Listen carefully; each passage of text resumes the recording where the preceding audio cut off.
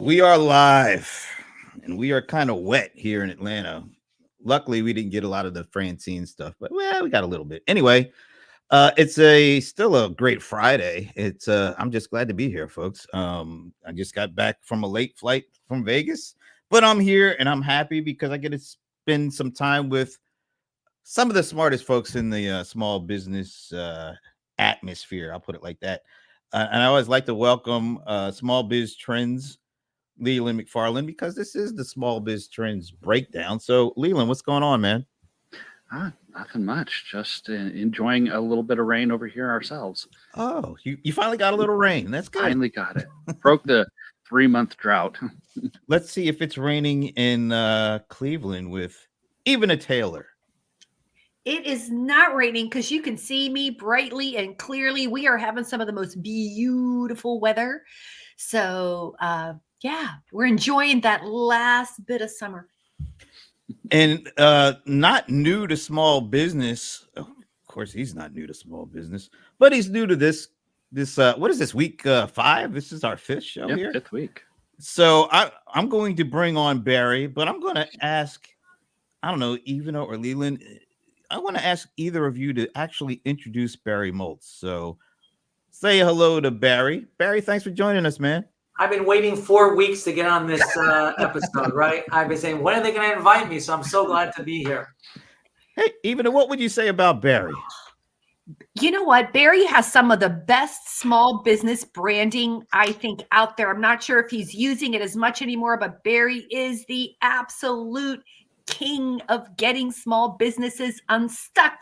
He is an author. He is a speaker. He is a podcaster, radio host, and sends out some of the best weekly newsletters. So if you have not signed up for it, get yourself on that list. Thoughtful, provoking, informative. Barry Moltz, yay! Now for a rebuttal from my wife. Hey, it's worth coming on the show just to hear, even give you that kind of positive. I just want to hear something positive. All right. That was off the top of my head, so you know that was like totally. It was off the top of her head, but right from the bottom of her heart, Barry. You gotta like that kind of stuff. What do they do now? Heart like this? Something like that. Yeah. All right. So we know we've only got Barry for a limited time only. Sounds like the McRib or something, but. I wanted to go back to something that we talked about last week. I believe we did talk about the Canva thing. It was just last week, right? To kind of lose a little fun. Anyway, so I was at a conference just a couple hours ago, actually.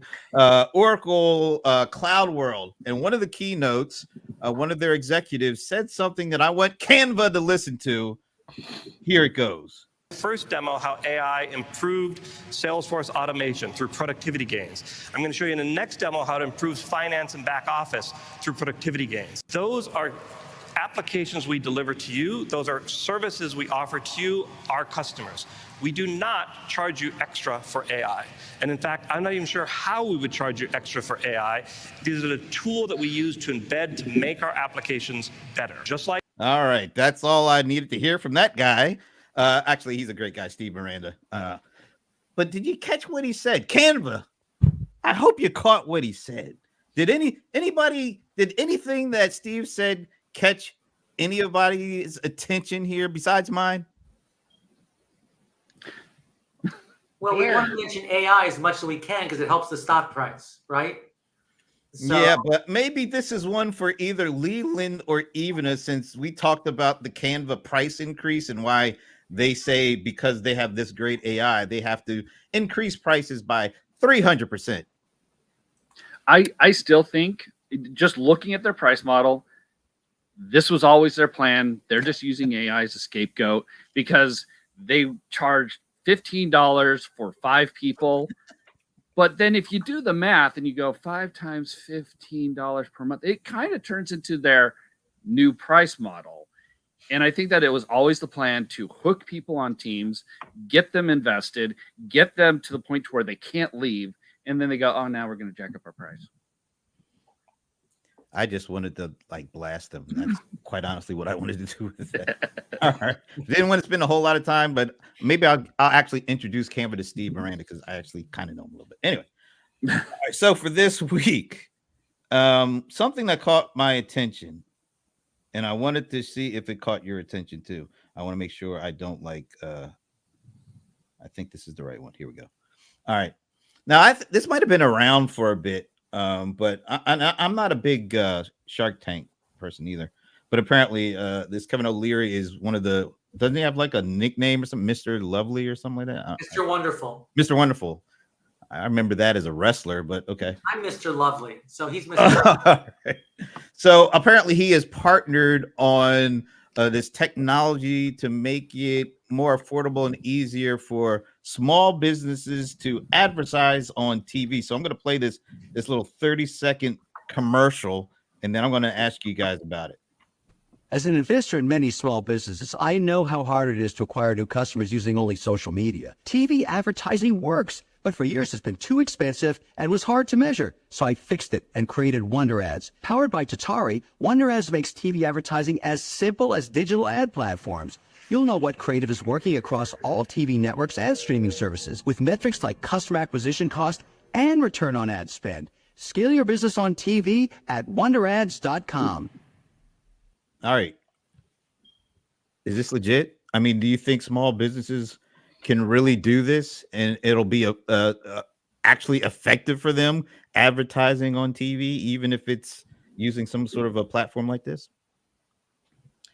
I don't know. It looks to. I am not some type of ad specialist. So if anyone's watching who's like a Google Ads person, social media ads person, like that type of person, I'd love it if you would jump in here and give us a comment. But all I'm going to say is, I think he's filling the need. The selling proposition is really about like the analytics, because small businesses can advertise on TV via cable and such. I had a local client who advertised on like a cable program, and it wasn't like terrible, right? But what I did notice that was lacking, and it is lacking, is a lot of those analytics.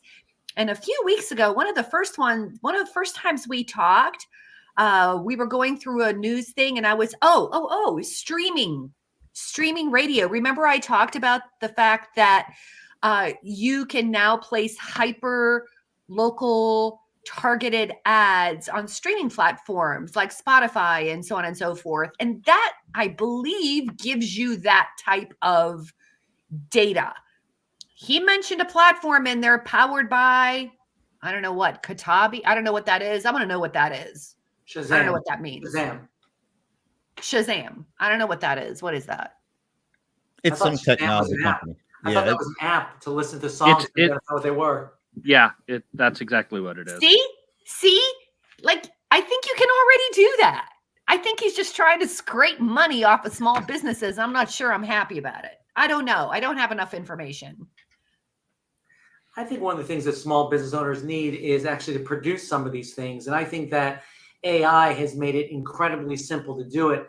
I was working with a client where we actually created a 3-minute video for her just using AI. I recorded her voice, turned it into a script, told us what kinds of pictures we wanted to see, and it created a 3-minute video, and we kept tweaking it.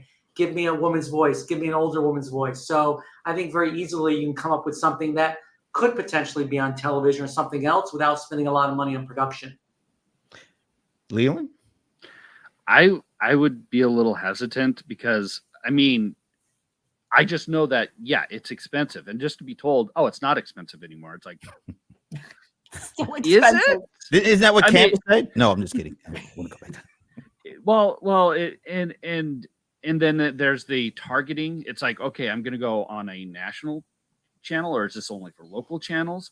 You know, I guess I would just need to know a little bit more information, because I could see this for, like, say, a national small business brand, someone that's trying to reach a broader market. That would be good. But for like the plumber or the electrician or someone that is local, the local shop, the local flower shop, I don't know if this is going to be necessarily a good use of their advertising revenue, where with social media, you can get a locally targeted ad, and you can segment your audience and go, I'm looking for people in this. I'm looking maybe for the man of the house. or I'm the flower shop is looking for the woman in the house. You can target so much with social media, but generally with TV ads, it's kind of like a shotgun approach rather than a sniper approach. I want to see him on Shark Tank and answer some Shark Tank questions on that. I found that ad to be extremely vague. Don't know what opportunity and what gap analysis he did, but it smells so much. It smells so much of small businesses. Barry, I know you know a lot about this. What I've seen, small businesses have not done the work on their research, have not done the work on their offer, have not done the work on their ideal customer.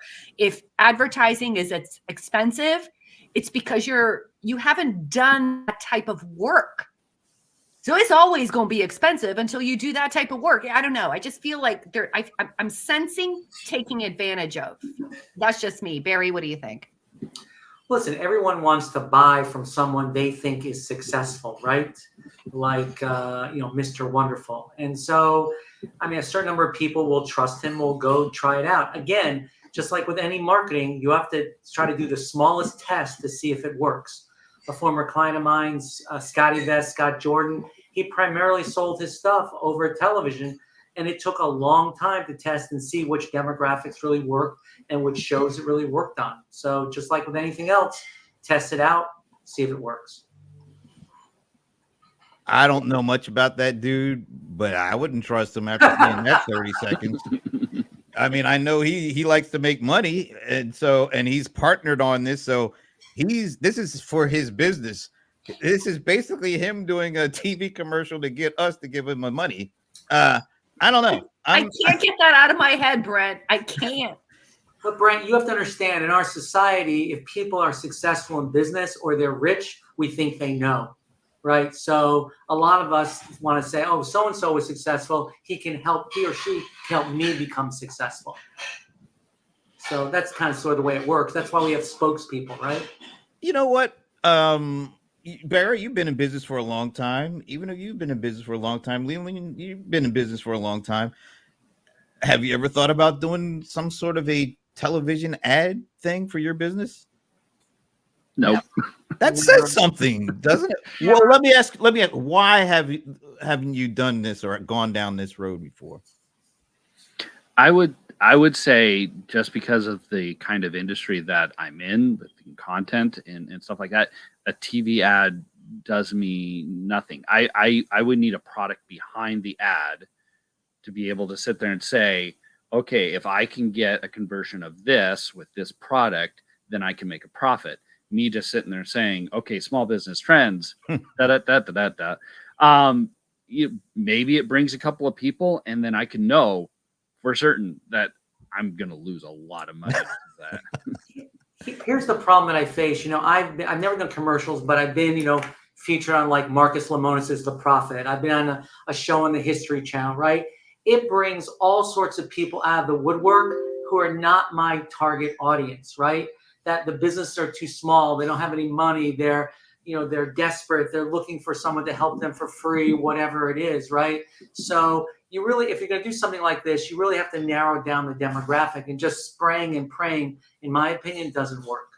But this guy's going to help you do all that, man. That's what it's all about. All right. No, I am just very curious. I think small businesses, like almost everybody else, are looking for silver bullets, something that they don't know much about, but they hear a lot about. And they figure if they get the right person, they'll handle it all for them. And he just made it sound a little too slick, if you're asking me. So I'm with Evano on this one. It's apparently so is Angelique. That's Dr. Jackson. She's an amazing woman, part of my community. Shout out to Angelique. Thank you for being here. Is that Dr. Jackson? No, I'm not going to go there. I'm not going to go Janet Jackson. She's an educator. She is an educator, and she's brilliant, and she is got big vision. Got some really cool products too. Very cool. Very cool. Oh, look at that. She's very courteous too. Ramon's not here. I'm feeling like maybe he is with us in spirit. I feel like I'm channeling Ramon, and I threw up a little bit in my mouth, even though I love him. All right, you do know this is recorded and streamed. But anyway, just thought I'd put that out. All right, so this next one is ripped from the headlines of Small Biz Trends. It is Zoho introduces, and I think even you mentioned the term analytics when we were talking a little bit before. Yes. So yes. Zoho just introduced, well, they've had Zoho Analytics around forever, but they just upgraded it, updated it just this week. And I think I have some of the stuff here.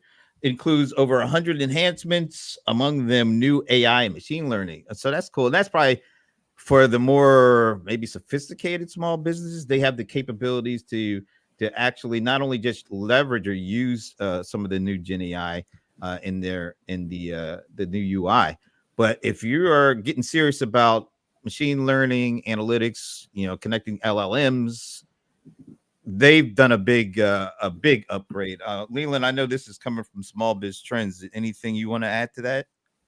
I used Zoho Analytics in the past. It was a great tool when I used it before, to be able to take data sources from multiple locations and kind of mash them together. Especially when I'm talking about like content, and I go, okay, I got this article. How many? And then I grab something from Google Analytics, and then I grab something from the Google AdSense, and then I'm mashing them together, and I'm like, okay, how much money is this making me? How much time should I be spending on this type of content? And even in the past, it got me some really good results. I've not really been able to dive into this new AI stuff yet, but I'm very interested in being able to have it look at my data and then glean stuff from it and tell me, okay, this is where you need to go. This is where you're making your money. This is what you need to focus in on. This is what you don't need to focus on. Instead of me having to pour over the results and the charts and then make charts and then try to glean that information myself. Even I see you shaking your head. Oh, Barry. Oh, Barry, you're muted. Yeah, which is hardly ever happened. You're muted, Barry. You would think after 4 years I'd understand how to unmute the button.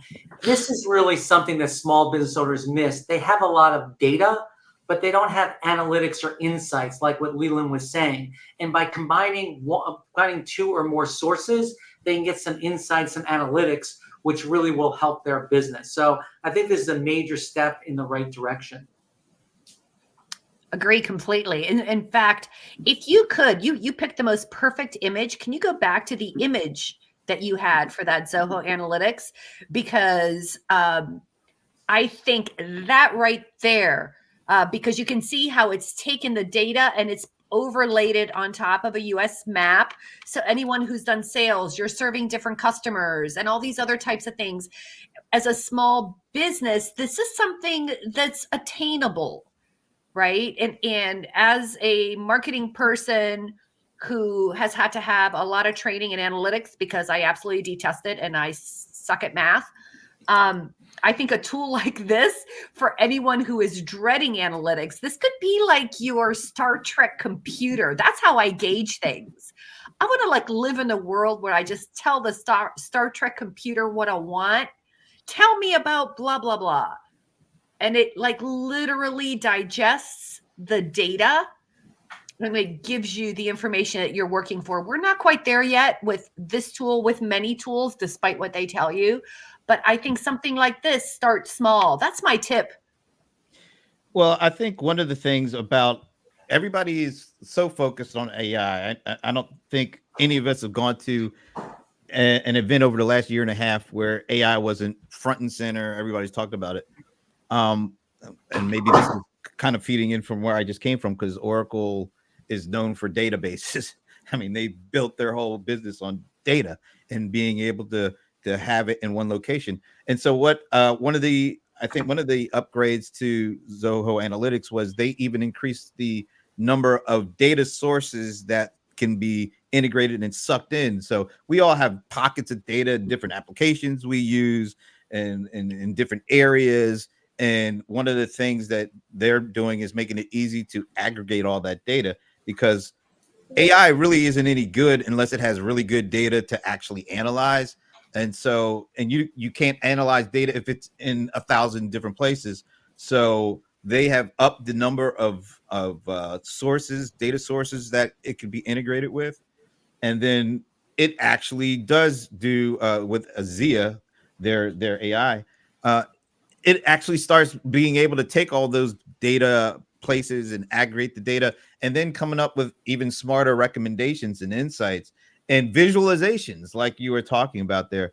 So I think part of the reason that a lot of small businesses don't do a lot with analytics is because it's been really tough to try to get all the data in one place and then and then do something with it.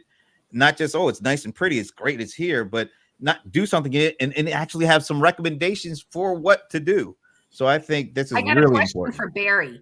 I got a question for Barry. Barry, for most small businesses that are petrified of messing around with analytics, and since you're the man behind Unstuck and the whole change makers and all that stuff, like for our audience, what do you think would be like, like a reasonable couple data sets that they could analyze, like those, the 20% of data that's going to give you like 80% of like aha moment?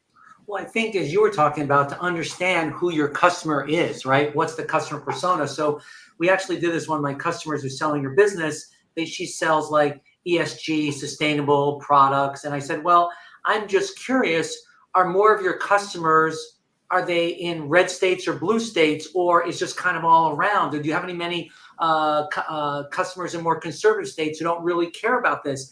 And we actually took her sales data and we actually plotted it on a map, just like you were saying. And she was shocked how all her business, not all, 90% of her business is in quote unquote blue states. And that just gave her an insight into who her customer is. So I think, as Brett was talking about, the visualization, I think, is really important. And I think many of us are visual learners, and it really does an impact on us. Yeah. I would suggest people check this out. I'm a pretty big Zoho Analytics user myself because I do like surveys and studies. And what's really great about it is you can take your survey data and it moves it right over into Zoho Analytics, and you create dashboards and aggregate it with other kinds of data and really find out, like Barry and even both are saying, find out things you would never guess. Find out so many things that might be important for you building a relationship or extending a relationship that you just couldn't do before because it's just too difficult and time consuming. So check that out. I think that's a really important one. Okay. We're running out of Barry time, so we got to get to this here. That's a good thing for most people. So yeah, let me pull this up. So the NFIB, what's that? National Federation of Independent Businesses or something like that. Wow, I didn't even expect to know that, but I think they do it, I guess, a monthly small business optimism index. And they just released the one for August, and apparently it fell 2.5 points in August to 91.2. And I think the key thing is this is the 32nd consecutive month below the 50-year average of 98. That's pretty significantly lower than the 50-year average. And then they have this uncertainty index in this environment. Are we really surprised that it's risen to its highest level in almost 4 years? So one of the thoughts around this is, well, it's not just the thoughts. There's some real data, which is the number one issue that they found in their survey that people are kind of saying this is the reason why I'm pessimistic or not as optimistic as I could be, is inflation. But the inflation score did go down from July to August by 1 point. So do what you want with that. It's the lowest since 2021. Yeah. So but it's still, before the pandemic, prices are still significantly higher than they are now. Well, than they are now than they were back then, even though they're coming down. Let's put it like that. But people are still not feeling very great about the current economic situation. So the question is, in addition to the serious concerns about inflation and potential, although we've been talking about recession for a long time, and it doesn't feel like we haven't gotten there, even with some of the the hype around it. But the question is, since we are in a presidential election year, what role, and I'm not asking specifically about, who you're voting for or anything, but I just was curious to get your take on what role do you think the presidential election plays on how people feel, how small businesses feel about where they are currently in their business. I have some thoughts of my own, but I would love to. Barry, why don't you go? Because we're going to lose you in 4 minutes. I don't know if you remember James Carville, who's now a pundit, but he was President Clinton's advisor. And he had a sign hanging in the Little Rock headquarters that said, "It's the economy, stupid." Right. And I think that in most elections, it's about the economy. People vote with their pocketbook. I think that people have very short memories to what it was like 4 years ago during, the COVID pandemic. A lot of people are really concerned about, what things kind of cost. But I'm not surprised that the uncertainty index is up because you have the candidates from two major parties that they profess they're going to take the country in two different directions.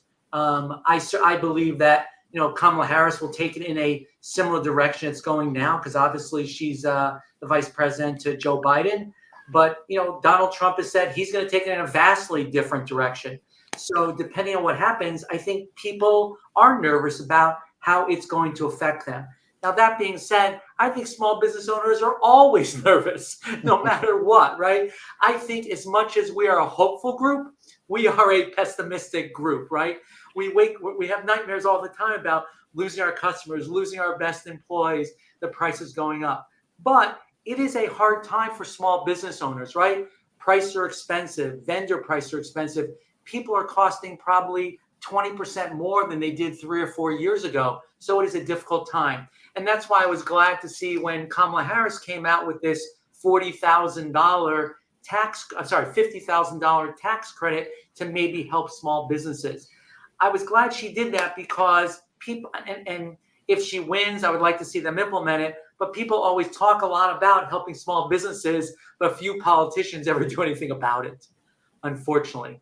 But I'm not surprised that people have uncertain times. And we have to understand it is always about the economy because people vote their pocketbooks. Can I ask before you have to jump? Do you separate when you vote, when you go to pull that lever, are you voting mostly as a small business person, or are you voting as somebody who's just, an individual who wants to see a certain direction for the country? For this election or a normal election? I guess we're going to go with this election. Okay. Well, in this election, to me, it's not a normal election because I think the candidates are so drastically different, right? And like a lot of people, I'm more against one candidate rather than being really incredibly for another candidate. I think normally I really vote a combination of financial issues, which I'm much more conservative on, and also social issues that I'm much more liberal on. So it's really a combination of those two things. I think, again, as Taylor Swift said, everyone should do their research and decide. I have a hat that says vote, period. I don't care who you support, but if you want to participate in our democracy, you should vote and not sit one out. Okay. Thanks, man. Thanks for jumping in and joining us. This is great. And we hope you'll come back and join You us. invite me anyway. I'll come back for episode 6. You let me know. Okay. Thanks, man. Have a great weekend. That was an interesting comeback about this election versus a typical election. What do you guys think? How do you look at it? How do you determine when you go to pull the? Well, I was just going to say pull the lever. Right? Does anybody pull a lever anymore? Press the button. Press the button. How Fill do you in the look at it? bubbles. Do you go in as a small business person first, or a member of a community or a society or whatever? How do you look at it? I go based off of like what is going. I mean, there's a lot of issues, and for anyone really, it's there's an importance of issues. There's economy. There's hey John, Look who showed up. Didn't you get some dental work done? No. Oh, something happened to the choppers. Anyway, you entered at just as we were getting to the meat. So we are talking about. I'll set the stage, then we'll get back to you, Leland. If that makes sense? Yeah. So the NFIB came out with their monthly small business optimism index. It fell a couple of points from July to August. One of the things that we're just starting to discuss is, in addition to like the number one thing that they stated was the main reason is inflation, but really curious about where politics, and I guess in particular the presidential election coming up, where does this factor into how a small business feels about the current economic environment they're participating in? So Leland was just getting ready to jump in and talk about it from his perspective. Everyone has their top list, and for every person it's going to be different. I've seen businesses that really push the social issue, and they kind of, in the way that they show, I could tell it's like, okay, you're voting on more of a social issue rather than an economical issue. And then there are going to be other people who are going to be more economical rather than social. And I think that it kind of just, and that's where I am. I'm more of an economical issue. And it's like, how is this going to affect me in my, economic situation? How am I going to be able to earn money with this candidate or this candidate? What's going to be best for me and my family and my future? That's usually how I go. Are you looking for me? I can tell you. Yes. I'm always gonna start with the same statistic. 33 million small businesses, 27 million of them are solopreneurs. They have no full-time employees. Look at this. Look, I came with props for you. Ooh. You know what they call those folks? They call the pass-through businesses who are really they're set up legally as partnerships, S corps, or so they don't really have employees, but they are companies. So out of the 34.3 million small businesses, 33 million are small business pass-through businesses. And I call them super consumers, right? As a super consumer, you can see I am right now being a consumer in my home, right? Talking to you from a $6,000 laptop. Right. I'm sure that most consumers have not invested that level, just like you, Brett, have not invested. We invest in different things. Calling me out for it. What I think the part that's really, really important is one of the things that I'm noticing that I think is reflected in this NFIB study is the fact that we talk about inflation rate being high or low, but prices are not coming down. And I'm not seeing incomes, whether you want to call it disposable income that an entrepreneur might use, however you want to call that. I'm not seeing that entrepreneur has as much. I'm gonna use the word disposable income, meaning like, I'm so glad I don't have to buy a $6,000 computer this year, because that would really hurt. Okay.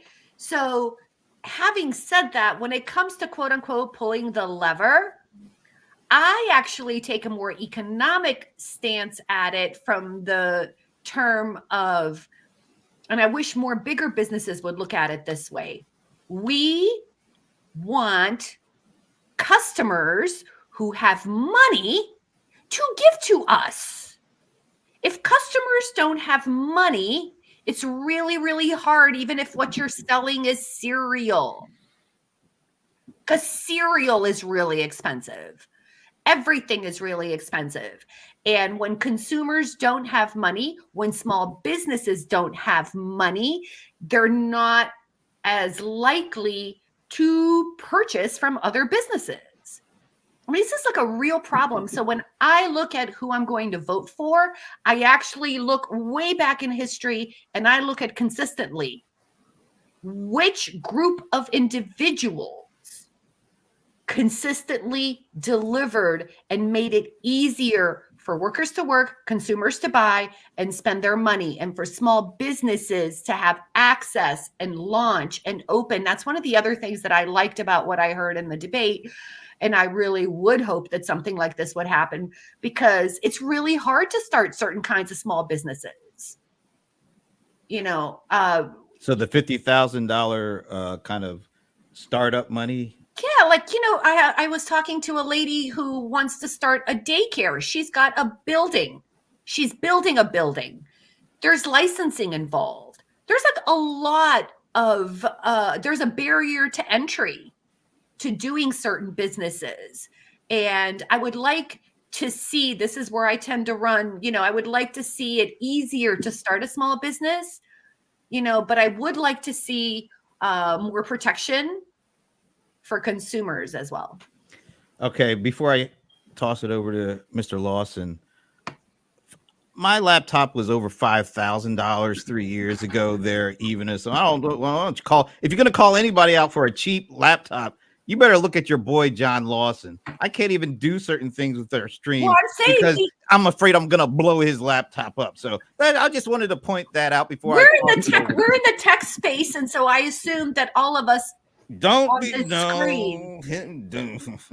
having investments in equipment that we don't have maybe you would think in the kitchen. Yeah, you would think that, but I'm not. Anyway, Mr. Lawson, what do you have to say about the role of you being a business person has in the way that you vote? Well, you know, I don't know. You don't want to get involved in voting and stuff with me.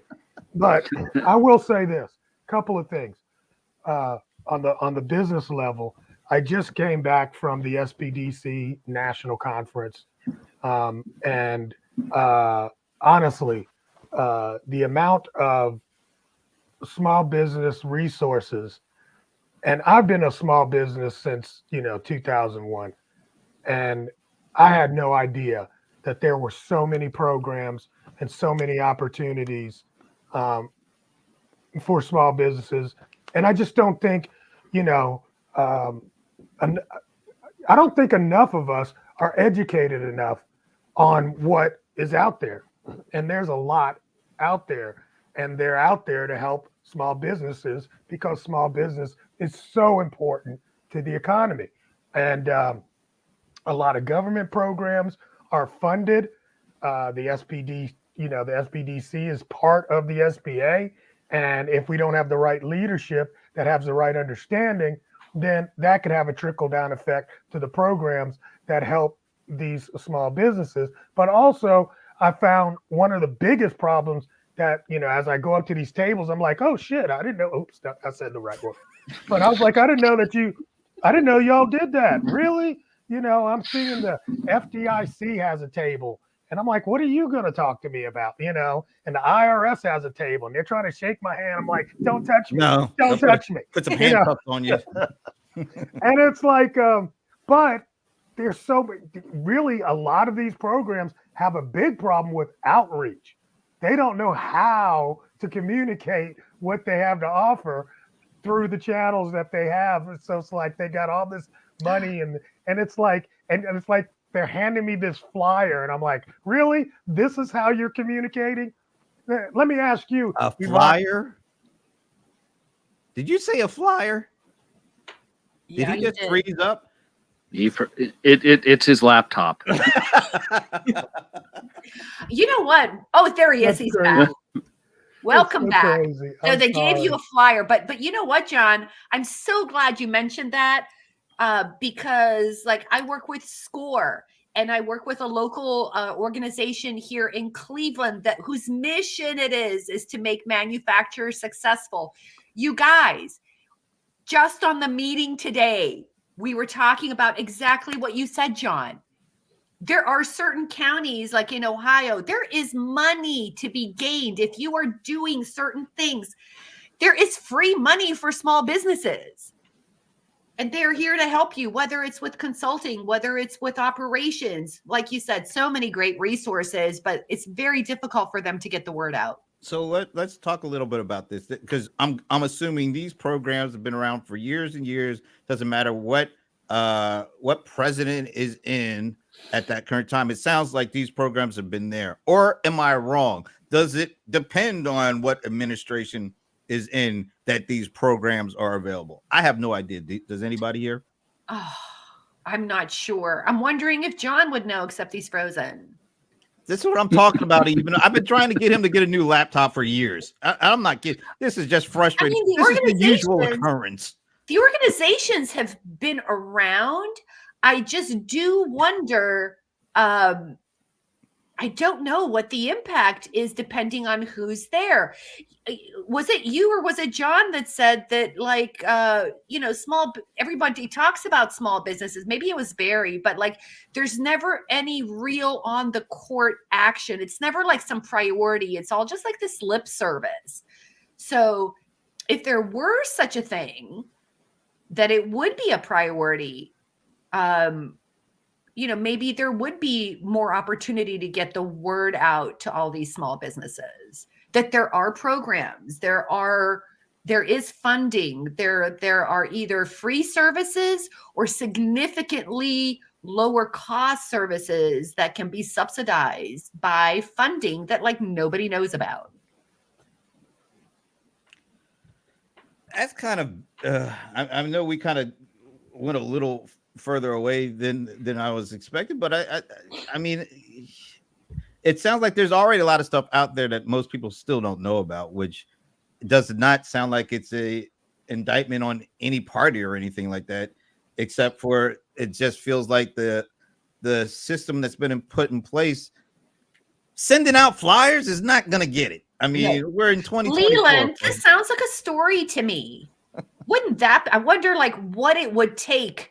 It'd be like herding cats to really, have this list of resources, because you do have to jump around all over. Every state has something. Different counties have things. I mean, my God. Yeah. Well, everyone's different. All of these, and we've been writing about grants and trying to kind of spread the word about small business grants. And they're all over the place. Every agency has their own grants.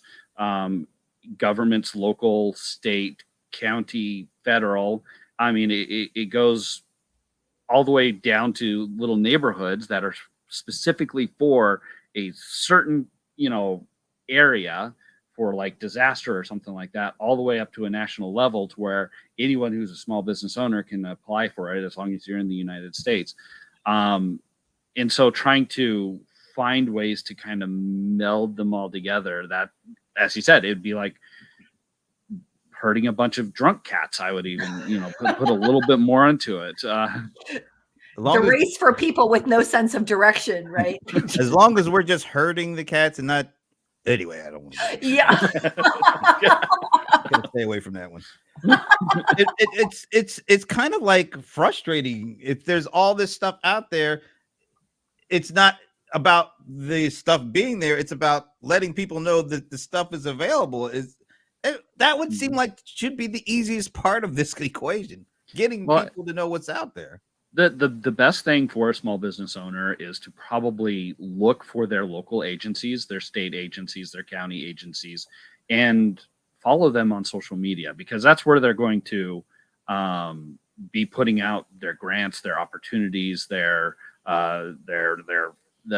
fairs or opportunities for businesses to be able to put themselves out there. That's really the best way, I would imagine, for a small business owner to kind of take advantage of some of these things. Do you think it's a matter of certain kinds of businesses that are looking, let's say, for government contracts or something like that? I think those companies know where to start looking for help.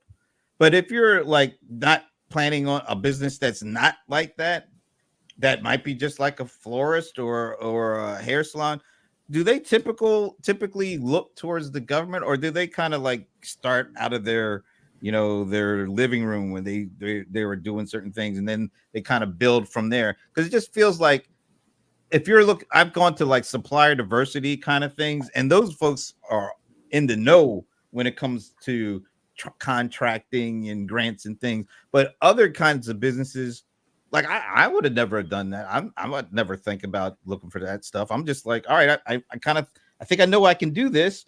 oh, I got some contacts over here that I can get in, and then it kind of grows from there without really necessarily looking for some of these things that John talked about. Contact your SBA. Every city has some sort of an SBA, multiple, and that's kind of like the hub for all of the other operations and opportunities. So through the SBA, you could get to the SCORE, you can get to the SBDC, you can get to the urban leagues and all that kind of stuff. All Just right, let me that ask was you my that. thank you, John. That I'm so glad you came back to say that, because that was my question. I've never ever heard anybody say that before, but even you've worked with the SBA or SBDC, right? Before? I worked with no, I don't say I work with SCORE. I've done some SCORE presentations. Let's say that. I've talked to a bunch of SCORE people. And I know, John, I mean, even me back in the day, I spoke at a SCORE event, but I never think about going there for real help. I mean, is that the problem? Oh my God. Do you know what people don't know? This is to John's point, call your SBA, reach out to your local thing. Like, here's something nobody knows about SCORE. Let's say, okay, well, John's like doing e-commerce, right? And let's say somebody wants to do e-commerce too, and they like to a certain place, but they don't have the millions of dollars to pay John. Because we know John requires millions. John will not talk to you unless you like just, Biting my tongue here. Right? So exactly. Well, what you do is you go to SCORE and you say, hey, local SCORE, I have these very specific e-commerce questions. And John, the bold one, the cold one, colder ice, is way too expensive. What is going on here? But they will find you, and they will find you an expert in that specific thing. So whether it is not just marketing, I'm talking Facebook marketing, but you got to know what you want. And that's actually, unfortunately, what I found is a lot of the SCORE audience, they might be startups, even very small businesses that are looking to scale, but they really don't know what to ask. And I think some businesses think they're too small for the Small Business Administration. And these are the ones that really don't ever ask. And if you don't ask, it's like, they don't tell. You don't get you fed. Don't ASK, you don't GET. Wow. Yep. This conversation really went in some really interesting directions. I'm glad they did, but I had no idea to go there. But one thing I think, John, you need to start looking for grants for laptops or something, because you definitely need a new one. It's not a laptop. You ever drive in your neighborhood and see the cable guy and you'd be like, oh Lord, here we go. And that's where I'm at. They're messing around. I don't know how to top that one. So, all right. So, on a scale of 1 to 10, how confident or how good do you feel about your business in this particular environment? Whoever wants politically? To jump in.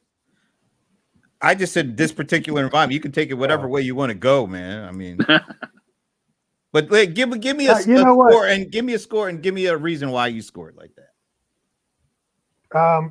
I feel a 5, and the reason why I feel a 5 is because I always feel a 5. Because so you never deviate. I try not to.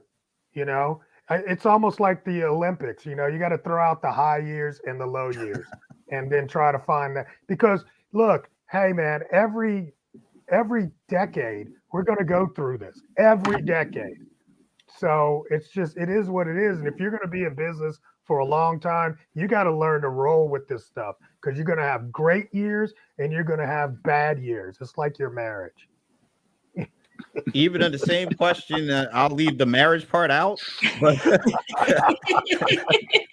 but what's your grade and why? Oh, I'm with John. I was actually even going to say 4. And this is just me personally. And it references what I was talking about earlier. The business that I am in is in the business of marketing advice and marketing strategy and getting customers and all that other kind of stuff. But just like back in my manufacturing days, when you have to choose between food and putting gas in your car and doing a marketing plan, I think marketing plan loses. right? Just like in manufacturing, if costs have gone up and you have to buy raw materials and you need a machine to increase productivity, throwing 50 grand at a trade show, not going to happen. Right. And so I actually, and I'm sure lots of people would disagree with me on this, but I have come to feel, I think John used the word feel. I have come to feel like people treat marketing as an expense, right? Because if it's coming out of my pocket and I'm not getting something in my hand immediately, it's an expense. Number two, it's treated as disposable income, as entertainment, as like, ooh, I got a few extra dollars. Let's go out to a fancy place to eat just this one time. Red Lobster, here we come. I don't know if that's a good example, but okay. Red Lobster went bankrupt, so no Red Lobster. Yeah, that's not a good because of VCs, and that's like a whole other conversation. So yeah. All right, Leland. I am sitting at currently at about a 4 or 5. And I'm sorry, John, my marriage doesn't go through that. It's always up here. It's always high. Yeah. Pure Good bliss. answer. Good answer. His wife is in the next room watching. But I mean, there were times, a couple of years ago where riding the high, it was the best time ever. 8, 9, really great. And then, it went down and things had to happen. Things have stabilized. But, I'm sitting and I'm like, okay, now I'm going to take what John says. I'm going to sit at like a 4 and 5. I'm going to start sitting on assets and probably, saving up for means to actually make sure that I'm stable. Just because I've gone through the roller coaster of business and I don't want to have to go down into a 2 or a 3 ever again. So I'm going to act as if I'm always in like a 4 or a 5 just to make sure that I don't go back down to a 2 or a 3. So, how about you, Brent? I think I'm pretty steady too. I don't know if that's a defensive mechanism. It sounds like it's like that for Leland, or actually all of us. Apparently, it's like you don't want to get too high because some lows are going to be coming. You don't want to get too low because you typically find a way out. And that's kind of how I approach it. I don't really change my spending habits. It's typically the same, whether it's good or bad times. Yep. This is not the same Rams hat. This is brand new gear, by the way. I don't change my spending habits. This is brand new gear. Well, I always spend brand new money on Rams gear. I mean, ankle change. Start of the season, you got to celebrate. Yeah, well, yeah. Unfortunately, not last week. But anyway, no, it's like I don't spend more than I think I have, whether I think I have a lot now or I don't. But I think you're right. I think maybe, and I don't know if that's because we've been around and we've seen the good, the bad, and the ugly. And so we kind of don't get too high when things are going really great, and you don't get too low when things are going bad. I got a question for John. So something that hit me while we were having this little conversation and after everybody did their answers, the first word that popped up for me was like risk. And whether you're risk averse or whether, because we all know, right, the whole entrepreneurial thing is you are taking risks. And I know because John deals with products and he just most recently had to empty out a giant warehouse with all kinds of stuff and shoelaces and all kinds of stuff, product that he had in there. John, talk about like risk and are we missing out on something because of this sitting where we are? Oh, wow. That's good. But it is true that these are the times where some of the greatest companies are made. It's like in the worst of the economy, some of the greatest companies are created, and it is because of being a risk taker, and absolutely I'm in that mode of taking a risk. And you know what? Here's a great, if you saw the Microsoft event earlier this year, and they had Sam Altman from OpenAI on, and he said something that has stuck with me like for the last 3 months. He said, that we are in the midst of a shift change, a complete change on, how business is done. The same way it was done, like with the internet, we're kind of with that with AI, he believes, right? And it's a great time to take some risk. And he said, one of the things, those things that you've been thinking about or putting off doing, now is the time to get it done and go ahead and do it, because we're at one of these great pivotal points. And I think that's part of the pain we're feeling. Before you push out the baby, you get the pains. And we might be in one of those times. You know so much about that, John. Yeah. I wasn't going to say nothing about that. You know what? But I'll just say I'm staying away from the baby pain thing. But I'm the only one who's done that over here. Yeah, so I'm not saying a thing.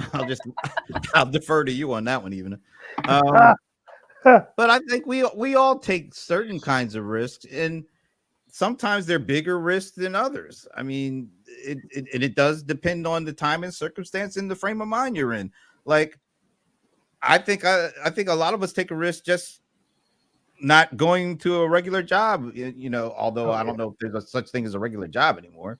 But there was a time, like my dad never understood why I left my first gig out of school, because it was good company, steady pay, benefits, all that kind of stuff.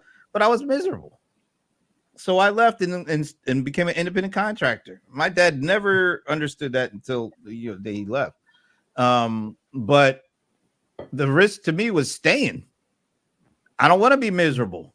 I wanted to do something that I enjoyed, and I wanted the circumstances. I didn't want to go in a cubicle and go to an office all the time.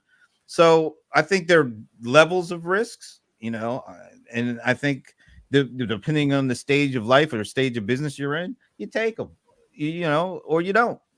But I think it seems like, just to wrap things up, it feels like what we've just talked about. We started with, what role does the election play in how we kind of operate and feel with our businesses.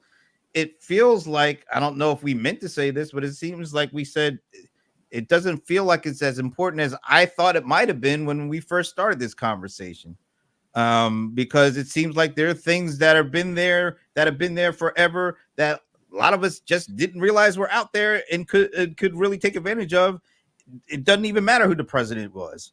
So maybe there's more things that are there outside of what we get the media hammering us on, that are actually even more important than some of the stuff that they focus on. I don't know. That's what it feels like to me. I guess we'll be finding out, because we got 2 months. TikTok. Yeah. TikTok. Anyway, any parting thoughts? We'll start with Ivana. Oh my God, parting thoughts. You know what? Parting thoughts is, I'm going to go off with what we just talked about, because that's what stuck with me out of this, what I got out of this conversation.